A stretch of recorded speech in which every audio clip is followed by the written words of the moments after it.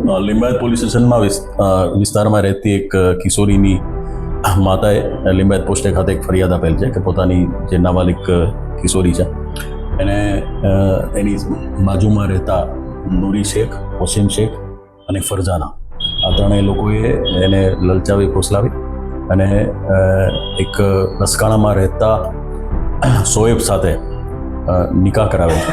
એ શોએબના ઘરે લસકાણા ખાતે નિકાહ કરવામાં આવેલ અને શોએબ પણ આ લોકો જાણતા હોવા છતાં કે નાબાલિગ છે છતાં એની સાથે ત્યાં 3 દિવસ આ કિશોરીને રાખેલ છે અને ત્યાંથી પછી ફરીવાર આ લોકો જે આરોપીઓ છે એને ત્યાંથી લઈ અને મહારાષ્ટ્રના સોલાપુર ખાતે અને ફરીવાર એક વ્યક્તિ સાથે લગ્ન કરાવેલ હોવાની હકીકત ફરિયાદમાં જણાવેલ છે.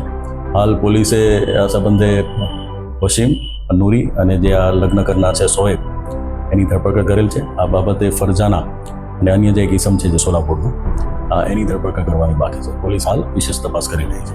આ બાબતે બળાત્કાર અને પોક્સોની કલમો લગાવી અને ગુનો રજીસ્ટર કરવામાં આવેલ છે.